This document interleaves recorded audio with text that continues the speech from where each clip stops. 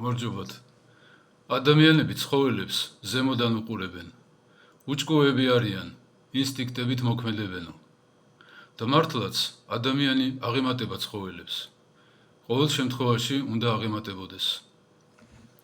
მაგალითად, ცხოველები ზრუნავენ, რომ შთამომავლობა დატოვონ, გამრავლდნენ.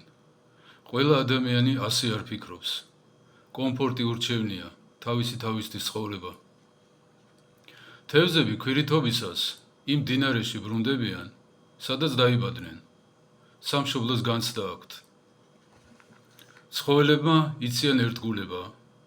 კარგი ძაღლი პატრონს არ უღალატებს, იმის გამო, რომ თქვენ ხორცის ნაჭერი გადაუგდეთ.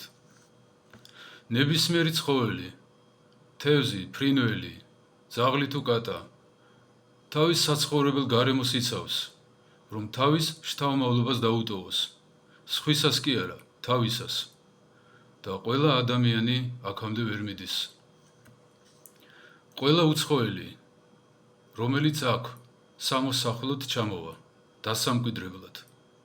ეს არის თქვენი კონკურენტი პირდაპირ და ირიბად ყველანაირ ფასეულზე. საუკეთესო მიწა, საუკეთესო ადგილი, უკეთესი მაღაზია, თქვენი მაღაზიის გვერდით.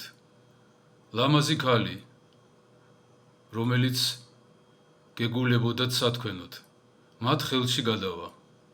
აუქციონის პრინციპით. რადგან მეც გადაიხდიან, მათი იქნება. სადაც თქვენ შვილებს უნდა აეშენებინათ სახლი, მათი შვილები ააშენებენ.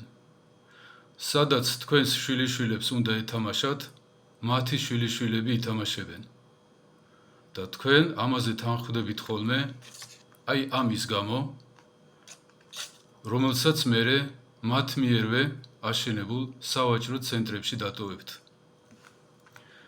ვინ არის ასეთ უგუნურებაში დამნაშავე? ჩვენი მშობლები და ჩვენ. ჩვენი მშობლები, რომლებმაც არ გვასწავლეს აზროვნება, გავგზარდეს ინსტინქტებით. კარგი ხაჭაპური, კარგი მწვადი და არ გვასწავლეს ფიქრი, აზროვნება, რომ ვიყურებოდეთ მომავალში. და ჩვენ, რომლებსაც ასეთი უგუნურება მოგვეწონა. უახლოეს ორ თვეში მთელი ქვეყნის დასანახად, ერთმანეთის დასანახად, სულიერი სამყაროს დასანახად, ანგელოზების და ეშმაკების დასანახად, გამოჩნდება, რამდენი ადამიანია ჩვენ შორის იმისი ღირსი, რომ მიწიური და ზეციური სამშობლო კონდეს. საქართველოში ყოველთვის იყვნენ მოღალატეებიც და თავდადებულებიც, მაგრამ თავდადებულების რაოდენობა მუდმივად ჭარბობდა მოღალატეებს. 1-2 გამოერეოდა ხოლმე ეგეთი. ამის გამო საქართველომ დღემდე მოაღწია. უახლოეს კვირეებში დაუფარავად გამოჩნდება, რამდენია ჩვენში იუდა და რამდენია იოანე, რომელიც უფალს არ დატოვებს.